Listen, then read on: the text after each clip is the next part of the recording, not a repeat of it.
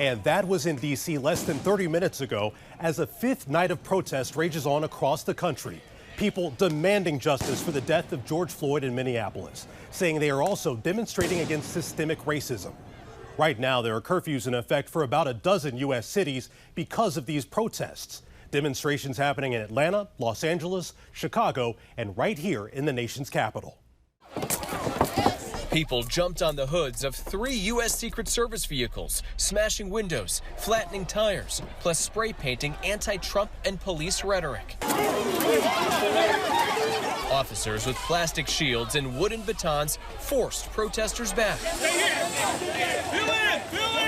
All to keep a wider perimeter around the White House grounds. Somebody help him! Several protesters washed out their eyes. Are you okay? Do you need a spray? Seemingly from some sort of chemical that was fired into the crowd. Today's protest started around 2:30 beside the U.S. Capitol reflecting pool. The crowd, easily topping 1,000, spoke their minds without turning to vandalism. During a press conference this afternoon, D.C. Mayor Muriel Bowser stated violence is not the answer. I call upon our city and our nation to exercise great restraint, even while the president tries to divide us.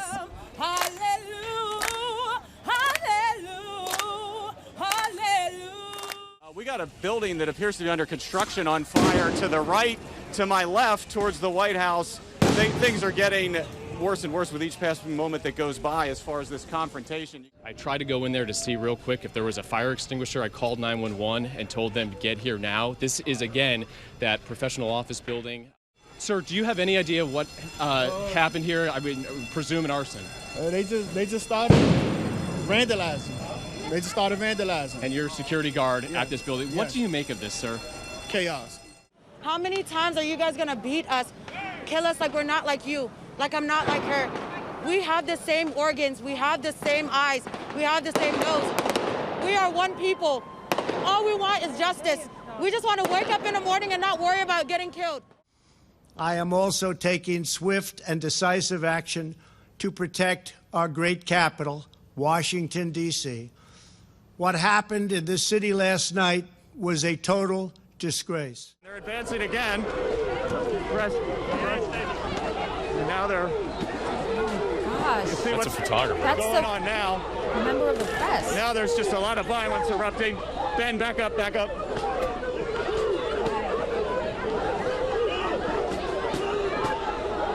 All right, I don't know. Tear gas everywhere. We're going to get off to the side here. We understand President Trump now is on the move somewhere. Not sure where he is going, but let's keep an eye on that as he's walking out. Let's listen in.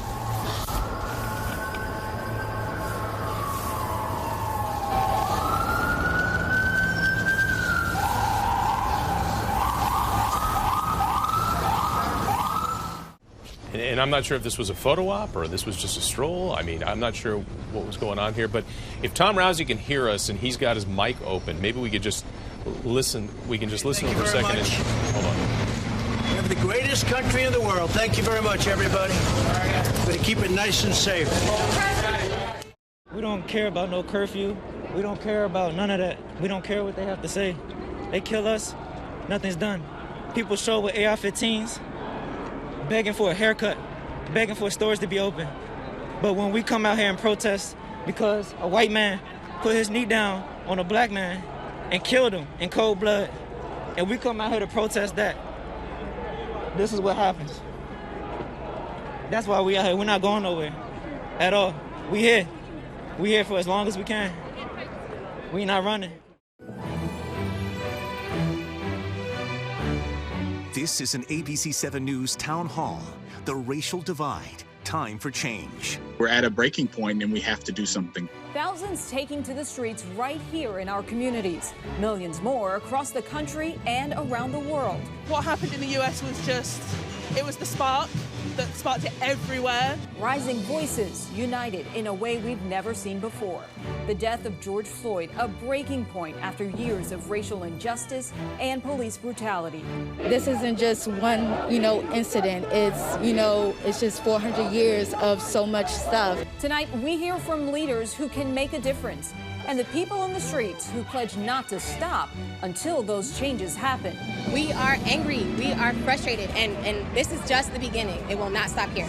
So what are the possible solutions, and what is our best path forward? Not just about black people coming out saying Black Lives Matter, but we collective as a society are coming together to say that Black Lives Matter. It's a great movement, and I'm hoping we'll get somewhere very soon. It's time for change. The whole world is changing, man. And you got to change with us. 2020.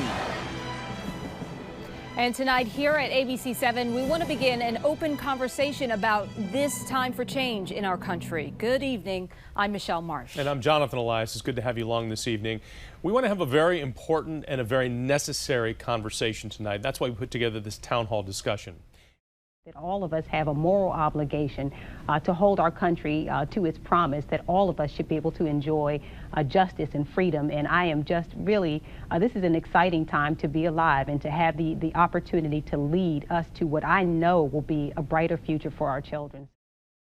All I have here is black, white, and two variants of gray. Des Zambrano met us inside the National Museum building as he completes arguably the most important portrait of his career. One that's only a couple inches high. Good trouble is necessary trouble, necessary to invoke change. Zambrano and Jamal Lamage. Here we have the layout of the jersey. Are creating commemorative pieces of art for August 28th, the 57th anniversary of the March on Washington. Each piece honoring John Lewis, the civil rights leader and member of Congress who recently passed away. We see what's going on right now in the lives of our brothers and sisters, and we want to say something. Lamage's painting places three towering figures, Lewis surrounded by Dr. King and President Obama on the jersey of a team called Good Trouble. The number 23, donned by legends Michael Jordan and LeBron James, holding special meaning. John Lewis was actually 23 years old when he spoke at the March on Washington. This to me is a responsibility and an honor. Zambrano chose another iconic symbol of sport as his canvas, the Nike Air Force One, this classic symbol of urban wear carefully covered by those who gave everything for the cause of equality. I thought it'd be really dope to put a poignant figure on a classic silhouette of a shoe. We brought you to this grand interior to reveal an even bigger story about the role of art within activism. You don't make history, you're a part of it. John Chisholm with the Paints Institute in D.C. called on gifted artists a couple months ago to create dozens of murals that now dot D.C.'s landscape. Murals expressing hope in the wake of racial unrest. Well, the National Building Museum will now host an outdoor exhibition opening August 28th featuring many of those powerful murals. These protests were happening in our neighborhood and just a few blocks away. And to be able to be tell that story and to continue to tell that story, I'll be so excited that visitors will be able to come over and see these murals. So plenty of good trouble coming soon to the National Building Museum. Jay Korf, ABC7 News. We're looking for peace. We're looking for justice. People were murdered this week, and we're out here protesting. We knew full well that we might be tear gassed. And we still went on out there anyway because it matters. Black lives matter. It matters. Our visibility matters. Our voices matter. Let's hear you guys. Removing the statue, and there you have it. They just removed the statue. They just successfully removed Albert Pike's statue here at Judiciary Square on Juneteenth. So you could see the protesters surrounding the statue as it goes up in flames. What kind of satisfaction are you getting from this? Satisfaction that pieces of history that shouldn't be around are no longer around, and they're coming down. The whole point of this, with these hundreds of protesters out here, is to make as much noise as possible so that the folks at the Republican National Convention can hear them, can hear their voice, and can hear what they have to say. And I got to point out a couple of things to you. Not only is there amazing go-go music on a moving flatbed, but there's also, Ryan, if he could show us over here, there's a party bus, and on both the front and the back side of the bus are basically there's a basketball net that's set up. Ryan, let's go back here to the back real quick. The other thing that I love about here is that they basically ask people to bring whatever they want. Bullhorns, pots and pans, whatever to make noise. Now, earlier tonight, we talked with folks about this night of noise. Take a look.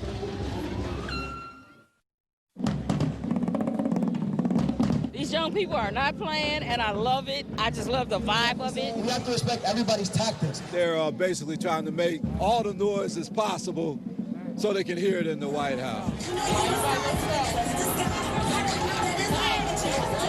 It's a good thing to voice protest. I think it's revitalized, and I think it's needed. I think it shows unity. It makes me feel good, and it also saddens me at the same time. It saddens me because we have to come out here to do this because so many of us are losing our lives. We're tired of seeing blood on the streets of our brothers, cousins, aunts, uncles, babies, kids. They say that the White House is soundproof. We want enough people out here to break the glass. We came here to the city of Alexandria for a conversation about the past, the present, and the future. Today, my grandson graduated from high school. What is the world going to look like for him? And as Earl Cook searches for the answer to that question, he finds himself looking back to his own high school years at T.C. Williams. I was a rising junior. In 1971, he was a member of TC's newly integrated football team. I don't care if you like each other or not, but you will respect each other. A team whose story was told in the film Remember the Titans. I come to win. And whose coaches and players won a state championship and brought their community together during a time of intense racial divide. Growing up in this city, I was such a beneficiary of civil rights activists. Earl then went on to become the city's first African-American police chief, a job he held for 7 years until his retirement in 2016. I'm told by society to be proud you're the first black one, which is automatically opposing the thought that compared to what? To a white standard? Black Lives Matter! So when he talks about racism and watches protests now happening nationwide over the death of George Floyd, Earl once again finds himself looking back. Regrets because I was in a position to affect change. I attempted to affect change. But in hindsight, I wasn't bold enough. I wasn't nearly bold enough. As for the future, he believes the work ahead will be difficult. What you really need is reform and reset police departments. We have not progressed to the point where we've changed our institutions. They are exactly at the place they were when I was a teenager. But Earl has faith in the next generation. The young people, like my grandson, is the answer. And perhaps one day they too will be remembered as Titans. And that's what gives me hope. Heather Graff, ABC7 News. We're reporting 2 blocks away here on East Capitol Street because some members of the crowd did become very hostile towards us. There are still people in front of the Supreme Court at this hour. Overall, most of these protesters believe that the 2020 presidential election belongs to President Donald Trump and not President-elect Joe Biden. Today's crowd was pale in comparison to the pro-Trump rally held back on November 14th, also here in the district. After we gathered video of the protest for around 30 minutes, 4 or 5 people started shouting fake news at me and an ABC7 photographer. Within minutes, we were surrounded by a large group. They hurled insults and expletives and demanded that we immediately leave the area. One woman shouted, "How can you sleep at night?" One man yelled through a bullhorn while placing it directly against my right ear. Here is more of what we witnessed.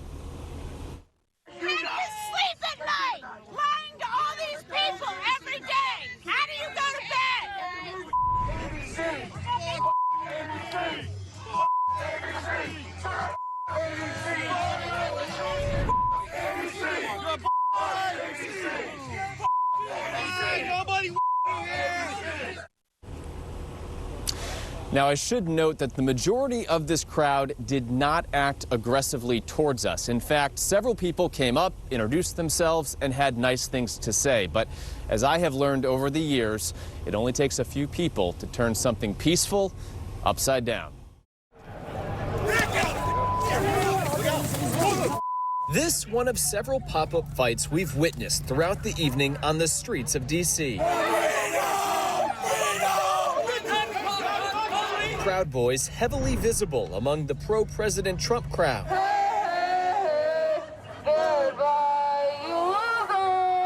Antifa and Black Lives Matter making up a sizable percentage of the anti-Trump crowd. The Capitol Hilton on 16th Street Northwest quickly became ground zero. There, Trump supporters belted out the national anthem and Christmas carols.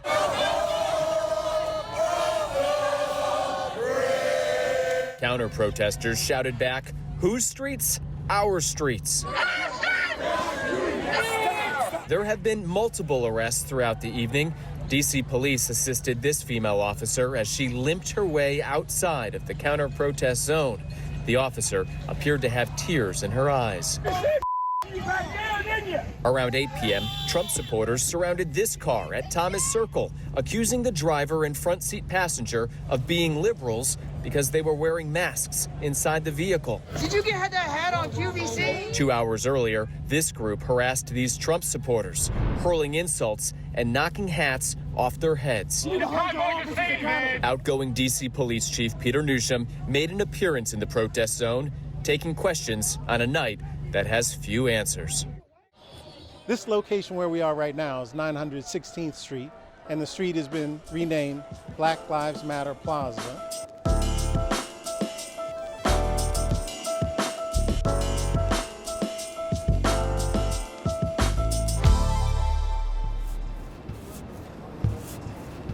Different shades of brown to reflect brown people, black people, so they can see themselves in a rainbow. We're painting history right here.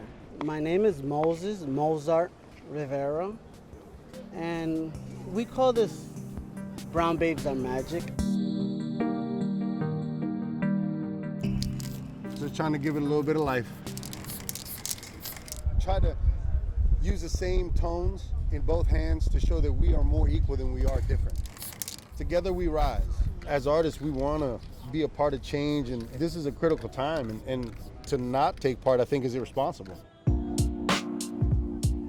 Everybody has a gift, everybody has a way that they can tap in to kind of bring about real change, and she's just trying to channel that inner energy to do that.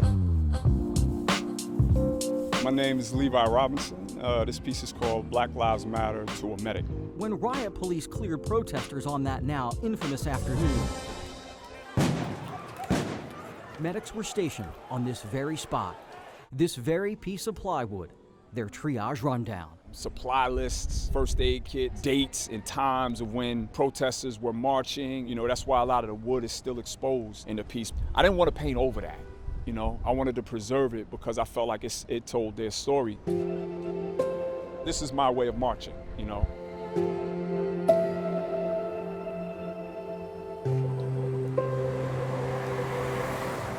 Our final stop, the entire block of 14th and V Streets,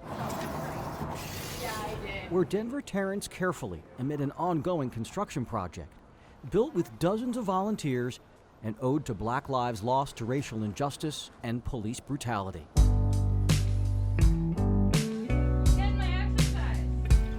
More than 100 names, some familiar, others not, including Terrence's uncle, Denver Smith, a college student gunned down during a peaceful protest at Southern University in 1972. This wall is about information, it's about hope, but it's also about pain, and hopefully with acknowledging the pain, we can move towards some type of solution. Hey Denver, can you give me some yellow? It felt very heavy going down this mural, knowing that the police killed all these people and they're hired to protect us. Although some of the names were familiar, it's almost like the wall grabs you. After the wall touched me, I tried to leave the wall here versus taking the wall with me. For some, it's hard to carry around a baggage of intolerance, filled with disappointment, rage, and loss. But this explosion of expression is about more than the injustices of yesterday. These murals, as they march through our nation's capital, remind us that we can move forward. I think humans have evolved enough where we can look past something so trivial as race, color, to determine whether or not a person deserves to live. I'm Jay Corv. You know, I'm hopeful. I'm hopeful. That's all we can be at this point, is hopeful, right? I'm hopeful. For ABC7 News.